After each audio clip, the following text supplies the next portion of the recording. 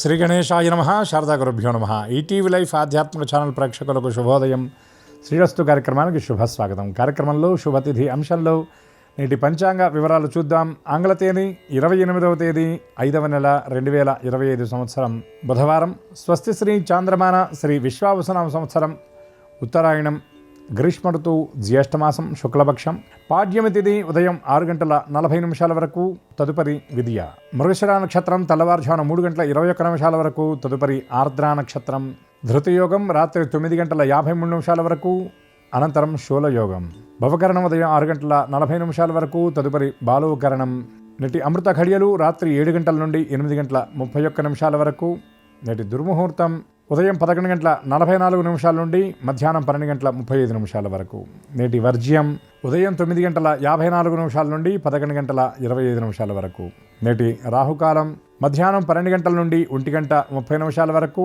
యమగండం ఉదయం 7:30 నుండి 9 వరకు. ఇక ఈనాటి విశేషం, జ్యేష్ఠమాసంలో చంద్రోదయం, అలాగే ఈరోజు కర్తరి త్యాగం, వాస్తుకర్తరి కూడా ఈరోజుతో పూర్తవుతుంది.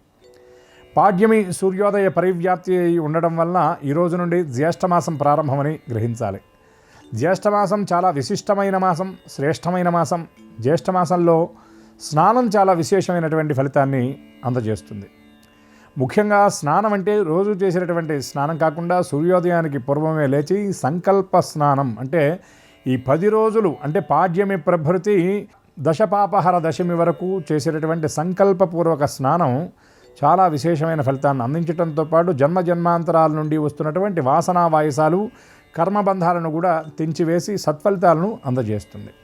ముఖ్యంగా స్నానం అంటే మామూలుగా చేసేటటువంటి స్నానాన్ని మలాపకర్షణ స్నానం అంటారు. అట్లా కాకుండా మజ్జనం అంటే నది లేదా తటాకాల దగ్గరికి వెళ్ళి ఆ తలను ముంచి చేసేటటువంటి ఆ మజ్జనం ఏదైతే ఉందో దాన్ని మునకవేసి సంకల్పపూర్వకంగా చేసే స్నానమే విశేషమైనటువంటి స్నానమని, పుణ్యస్నానమని మనం గ్రహించాలి. జ్యేష్ఠమాసంలో ఈ స్నానం విశేష ఫలితాలను అందజేస్తుంది.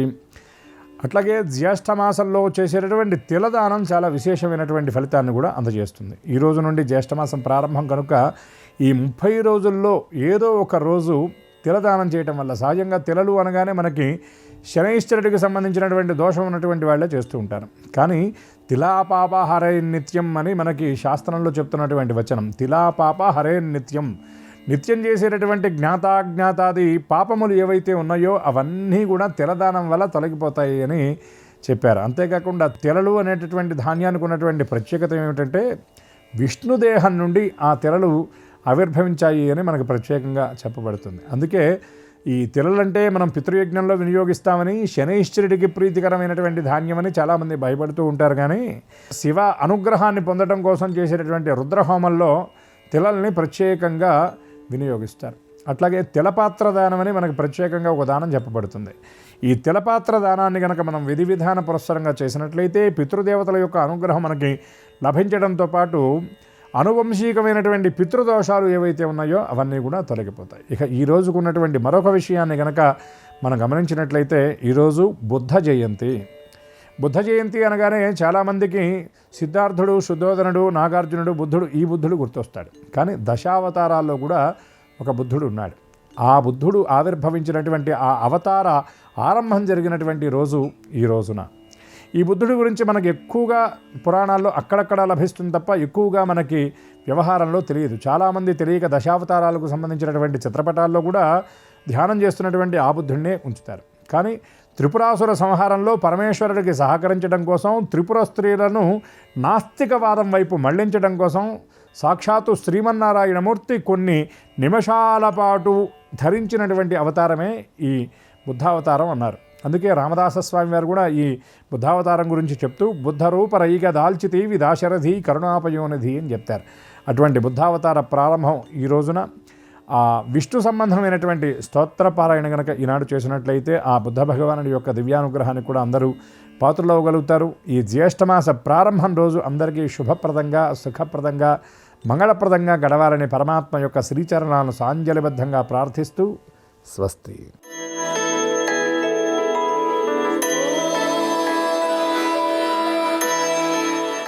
ఈటీవీ లైఫ్ ఆధ్యాత్మిక ఛానల్ ప్రేక్షకులందరికీ నమస్కారం. శ్రీరస్తు కార్యక్రమంలో గ్రహయోగం అంశానికి స్వాగతం. ఈనాటి గ్రహయోగం శీర్షికలో మేషాది ద్వాదశ రాశుల వారికి కలిగే శుభ అశుభ ఫలితాలని, అవసరమైన సందర్భాల్లో ప్రత్యామ్నాయ మార్గాలని తెలుసుకుంటారు. అంతేకాక ఏ రాశి వారికి ఏ దైవ దర్శనం లాభిస్తుందో, ఏ రాశి వారికి ఏ దిక్ ప్రయాణం అనుకూలమో, ఏ రంగు దుస్తుల్ని ధరించినట్లయితే ఏ రాశి వారికి సర్వకార్యాలు నిర్విఘ్నంగా పరిపూర్ణమవుతాయో, ఏ రాశి వారికి ఏ సంఖ్య అదృష్ట సంఖ్యగా ఉండబోతుందో ఆ విశేషాలన్నింటినీ క్రమంగా తెలుసుకుంటారు. ముందుగా నేటి పంచాంగం. ఈరోజు జ్యేష్ఠమాస ప్రారంభం పాడ్యమి ఉదయం 6:40 వరకు అయిపోయింది. ప్రస్తుతం విధియ నడుస్తోంది. బుధవారం, నక్షత్రం మృగశిర. ఇక నేటి గ్రహస్థితిని పరిశీలించి చూస్తే వృషభంలో రవి, బుధ, చంద్రుడు, మిథునంలో గురువు, కర్కాటకంలో కుజుడు, సింహంలో కేతువు, కుంభంలో రాహువు, వృశ్చికంలో శని, శుక్రులు ఉన్నారు. ఈ తాత్కాలిక గ్రహస్థితి ఆధారంగా మేషాది ద్వాదశ రాశుల వారికి కలగబోయే శుభ అశుభ ఫలితాల్ని క్రమంగా తెలుసుకుందాం. ముందుగా మేషరాశి.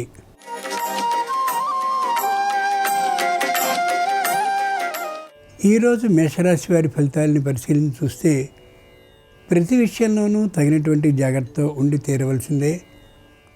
ఆర్థికమైనటువంటి లోటు మరికొద్ది ఎక్కువగా వచ్చేటటువంటి కారణంగా చేతి నిండుగా పైకం ఉండేలా ముఖ్యమైనటువంటి వారి నుండి తీసుకోవడం దోషమే మాత్రము కాకపోదు.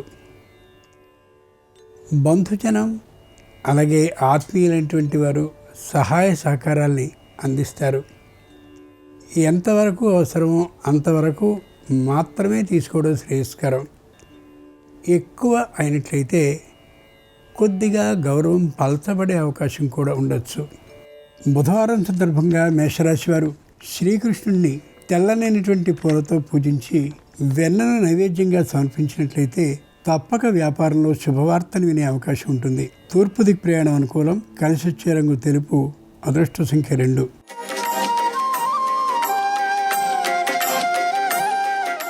ఈరోజు వృషభ రాశి వారి ఫలితాలని పరిశీలించి చూస్తే ఉద్యోగంలో మొదటి స్థానంలో ఉండే అవకాశం ఉంటుంది.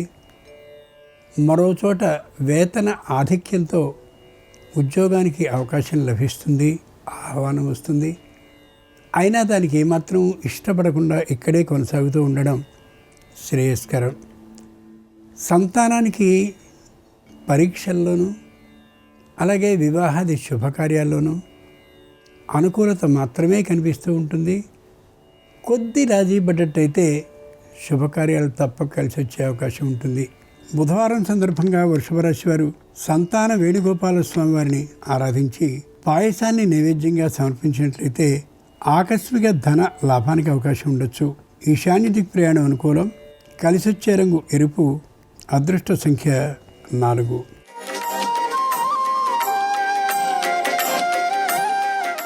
ఈరోజు మిథున రాశి వారి ఫలితాలని పరిశీలించి చూస్తే క్రమశిక్షణ కలిగి ఉంటారు. ఉద్యోగంలో సమయ పాలనని మరింతగా పాటిస్తారు.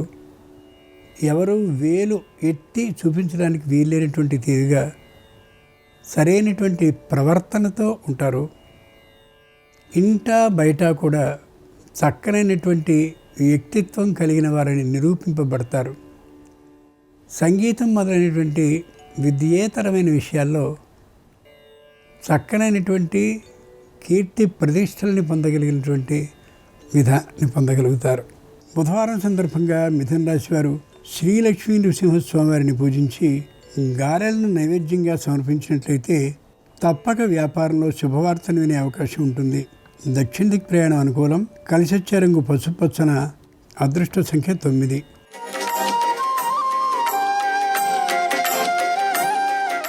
ఈరోజు కర్కాటక రాశి వారి ఫలితాలను పరిశీలించి చూస్తే ఆదాయం అనుకూలంగా ఉంటుంది. విశేషమైన శారీరక శ్రమని చేస్తారు. ఆరోగ్యం చక్కగా ఉంటుంది. ఇంతకుముందు వచ్చినటువంటి అనారోగ్యానికి సరైనటువంటి ఔషధ సేవని చేస్తూ ఉంటారు. ఉద్యోగరీత్యా కానీ లేదా ఏదో శుభకార్యం కారణంగా కానీ భార్య భర్తలు దాదాపు 2-3 నెలల పాటు వేరువేరు స్థానాల్లో ఉండాల్సిన అవసరాలు ఏర్పడవచ్చు. దాంపత్యం అన్యోన్యంగా ఉండే అవకాశం ఉంది. బుధవారం సందర్భంగా కర్కాటక రాశి వారు శ్రీ వెంకటేశ్వర స్వామి వారిని పూజించి లడ్డూలను నైవేద్యంగా సమర్పించినట్లయితే తప్పక నూతన ఉద్యోగ ప్రాప్తి సూచన కలుగుతుంది. నిరుతిదిక్ ప్రయాణం అనుకూలం. కలిసొచ్చే రంగు నలుపు. అదృష్ట సంఖ్య 6.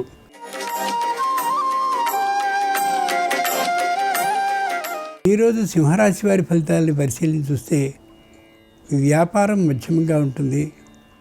వృత్తి కూడా మధ్యమ స్థాయిలోనే ఉండే అవకాశం ఉంది. సంతానంతో వ్యతిరేక భావం అయితే ఉండదు, కానీ అంత అనుకూలత మాత్రం ఉండే అవకాశం లేదు. శత్రుభావం కొద్దిగా పెరుగుతూ ఉంటుంది కాబట్టి ఎవరితోనూ విరోధ ధోరణితో ఉండడం సరైనటువంటి అంశం కాదు. ఎవరి దగ్గర రుణాన్ని తీసుకోవడం అస్సలు మంచిది కాదు. సంతానం ఆర్థికంగా బలంగా ఉంటారు. ఏ విధమైనటువంటి ఇబ్బందుల్ని తెచ్చే పరిస్థితులు రానే రావు. బుధవారం సందర్భంగా సింహరాశి వారు అనంత పద్మనాభ స్వామి వారిని పూజించి శనగపప్పు పాయసాన్ని నైవేద్యంగా సమర్పించినట్లయితే నూతన ఉద్యోగ ప్రాప్తి కలిగే అవకాశం ఉంది. పశ్చిమ దిక్ ప్రయాణం అనుకూలం. కలిసొచ్చే రంగు నీలం. అదృష్ట సంఖ్య 7.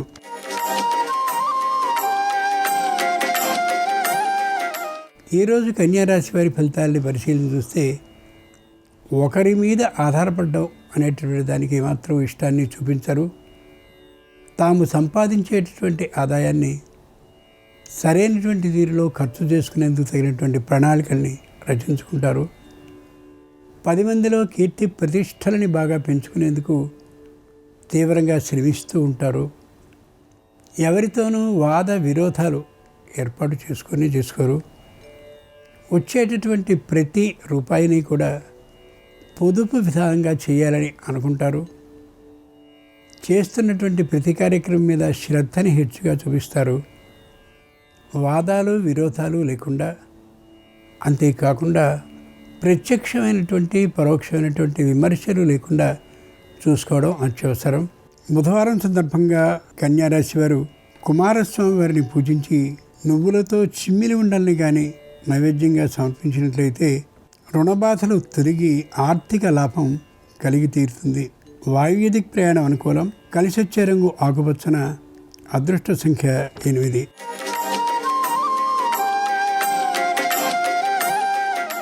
ఈరోజు తులారాశి వారి ఫలితాలని పరిశీలించి చూస్తే మానసికంగా దృఢంగా ఉంటారు. శారీరకంగా మాత్రం అనారోగ్యంగా ఉంటారు. సంతానం కూడా తాత్కాలికమైనటువంటి అనారోగ్యం కలిగి ఉండే అవకాశం ఉండొచ్చు. వైద్య పరీక్షలు చేయించుకోవడం తప్పనిసరి. ఉద్యోగంలో ఒత్తిడి బాగా పెరిగేటటువంటి కారణంగా మానసికమైనటువంటి స్థిరత్వాన్ని తాత్కాలికంగా కోల్పోతూ ఉంటారు. కోపం బాగా పెరుగుతూ ఉంటుంది. సహనభావం చాలా అవసరం. తల్లిదండ్రులతో కూడా తాత్కాలికమైనటువంటి వాద వివాదాలు ఏర్పడే అవకాశం ఉంది. బుధవారం సందర్భంగా తులారాశి వారు శ్యామలాదేవిని పూజించి అమ్మవారికి పాయసాన్ని నైవేద్యంగా సమర్పించినట్లయితే నూతన గృహ లోపానికి అవకాశం ఉంది. ఉత్తర దిక్ ప్రయాణం అనుకూలం. కలిసొచ్చే రంగు పసుపచ్చన. అదృష్ట సంఖ్య 5.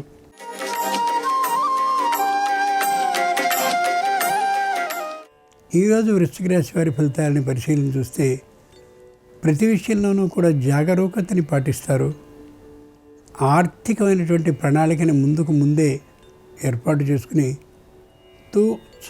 తప్పకుండా అదే ప్రకారంగా వ్యయాన్ని చేస్తూ కనిపిస్తారు.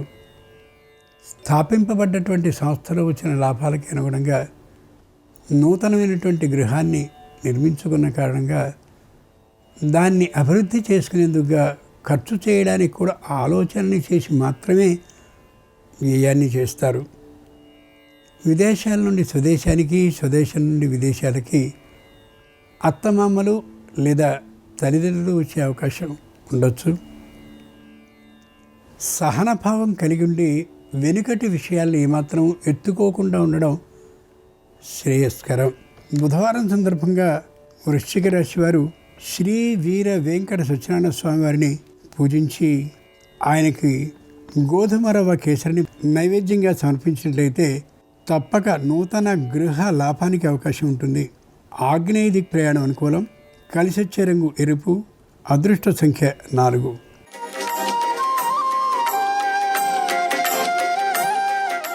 ఈరోజు ధనురాశి వారి ఫలితాలని పరిశీలించి చూస్తే ఉన్నట్లుగా మాట్లాడతారు. కొద్దిగా వంచనపరమైనటువంటి విధానం ఉంటూ ఉంటుంది. ఆర్థికంగా విశేషంగా ఖర్చు పెట్టే అవకాశం గోచరిస్తుంది. తాము అనుకున్నటువంటి లక్ష్యాన్ని చేరడం కోసమని కొన్ని సందర్భాల్లో సరైనటువంటి మార్గాన్ని విడిచి కూడా ప్రవర్తించే అవకాశం ఉండొచ్చు. అది ఏమాత్రం సరైనటువంటి అంశం కాకపోవచ్చు. సంతానానికి సంబంధించిన విద్యా విషయంలో మాత్రం అనవసరంగా వ్యయాన్ని చేసే అవసరాలు కలిగి ఉంటారు వీరు. కుటుంబంలో దానివల్లనే వాద విరోధాలు ఏర్పడే అవకాశం రావచ్చు. బుధవారం సందర్భంగా ధనురాశి వారు హయగ్రీవుడిని పూజించి ఆయనకు ఆవునేతి అన్నముద్దల్ని నైవేద్యంగా సమర్పించినట్లయితే తప్పక పాత బకాయిలు వసూలయ్యే అవకాశం ఉంటుంది. ఉత్తర దిక్ ప్రయాణం అనుకూలం. కలిసొచ్చే రంగు తెలుపు.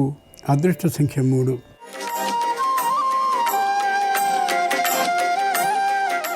ఈరోజు మకర రాశి వారి ఫలితాలని పరిశీలన చూస్తే వ్యాపారం చేసేటటువంటి వారికి విశేష లాభాలు వస్తాయి. తమ సంస్థ పేరిట పేరు ప్రతిష్టలు పెరిగే అవకాశం ఉంటుంది. సంతానానికి సంబంధించిన ఆరోగ్యం మధ్యమంగా ఉండే విధానం గోచరిస్తుంది. సంతానానికి వాదాన్యులైనటువంటి వారు కొంత ధన సహాయాన్ని చేసే అవకాశం గోచరిస్తుంది. ఇంతకు ముందున్నటువంటి గృహానికి అదనంగా మరొక గృహాన్ని సంపాదించాలనే ఆలోచనకి వస్తారు. ఆ కారణంగా చేస్తున్నటువంటి వ్యాపారంలో కొన్ని వంచన రూపమైనటువంటి లక్షణాలని ప్రదర్శిస్తారు. అది ఏమాత్రం సరైన విషయం కాకపోవచ్చు. బుధవారం సందర్భంగా మకర రాశి వారు దుర్గాదేవిని పూజించి గారెల్ని నైవేద్యంగా సమర్పించినట్లయితే తప్పక మానసిక ప్రశాంతతతో పాటు నూతన భూ లాభానికి అవకాశం కలగచ్చు. తూర్పు దిక్ ప్రయాణం అనుకూలం. కలిసొచ్చే రంగు నలుపు. అదృష్ట సంఖ్య 8.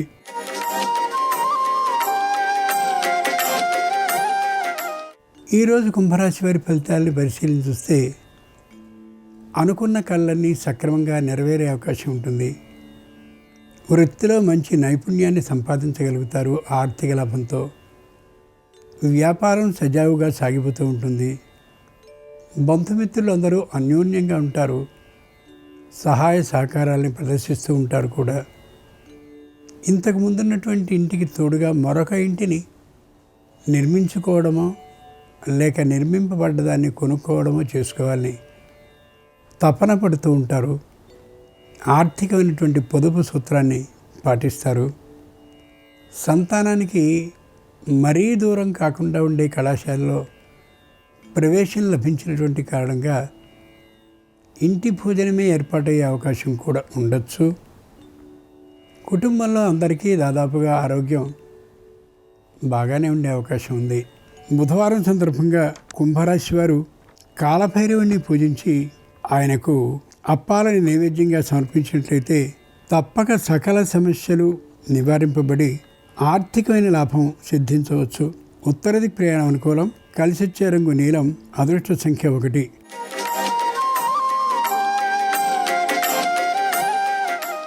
ఈరోజు మీనరాశి వారి ఫలితాలను పరిశీలించి చూస్తే పూర్వ అనుభవాల రీత్యా మొగమాటం లేకుండా మాట్లాడగలుగుతారు.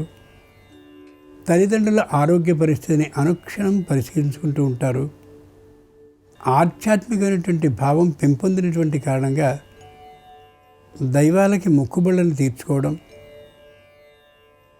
అలాగే పుష్కరాలు మొదలైనటువంటి వాటి కార్యక్రమాల్లో పాల్గొంటూ ఉండడం, నిర్ధనులు ధనహీనులు అలాగే ఇతరమైనటువంటి ఆర్థిక అవకాశాలు లేనటువంటి వారికి సహాయం ఆర్థికంగా చేయాలనే ఆలోచన కలిగి చేస్తూ ఉండడం, వృత్తిపరమైనటువంటి నైపుణ్యం ఆధారంగా ధనాన్ని విశేషంగా సంపాదించగలగడం జరుగుతూ ఉంటాయి. కంటికి సంబంధించిన అనారోగ్యం పెరగకుండా పరీక్ష చేయించుకోవడం ఉత్తమం.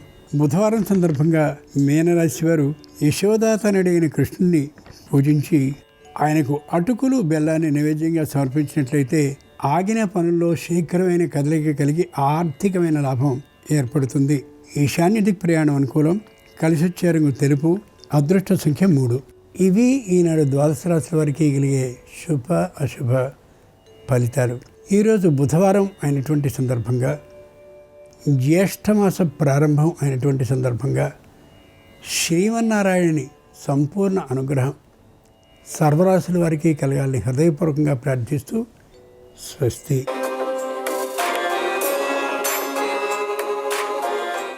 నమస్కారం.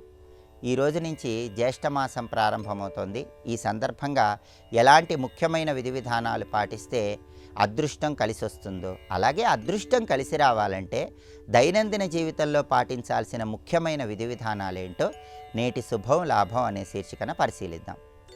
ఈ రోజు నుంచి జ్యేష్ఠమాసం ప్రారంభమవుతోంది కాబట్టి గృహంలో శివలింగం ఉన్నవాళ్ళు ఆవు పెరుగుతో శివాభిషేకం చేయండి. అలాగే తామర పుష్పాలతో శివుణ్ణి పూజించండి. జ్యేష్ఠమాసంలో ఆవు పెరుగుతో శివాభిషేకం చేసి తామర పుష్పాలతో శివుణ్ణి పూజించినట్లయితే శివానుగ్రహం సంపూర్ణంగా కలిగి అదృష్టం తొందరగా కలిసి వస్తుంది. అలాగే ఈ మాసంలో నీటి కుండలు దానం ఇచ్చిన, విసనకర్రలు దానం ఇచ్చిన, గొడుగు దానం ఇచ్చిన, పాదరక్షలు దానం ఇచ్చిన జాతక దోషాల తీవ్రతను తగ్గింపజేసుకొని సమస్త శుభాలను సిద్ధింపజేసుకోవచ్చు. అలాగే అదృష్టం కలిసి రావాలంటే దైనందిన జీవితంలో కొన్ని ప్రత్యేకమైన విధి విధానాలు పాటించాలి.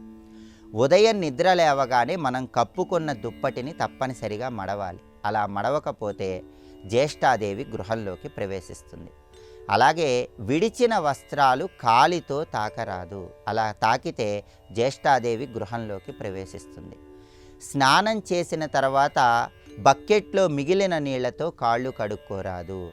అలాగే వస్త్రాలు ఉతికిన తర్వాత బకెట్లో మిగిలిన నీళ్లు కాళ్ళ మీద పోసుకోరాదు. ఈ నియమాలు తప్పకుండా పాటించాలి. స్నానం చేసిన తర్వాత తుడుచుకున్నటువంటి వస్త్రాన్ని తలుపుల మీద ఆరవేయరాదు. అలా ఆరవేస్తే కూడా అదృష్టలక్ష్మి అనుగ్రహం తగ్గిపోతుంది.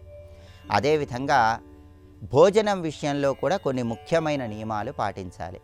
వండిన పదార్థాల మీద గృహంలో మూతలు లేకుండా ఉండరాదు. ఎప్పుడైనా సరే ఆహార పదార్థాలు వండినప్పుడు వాటి మీద తప్పనిసరిగా మూతలు ఉండేలాగా చూసుకోవాలి.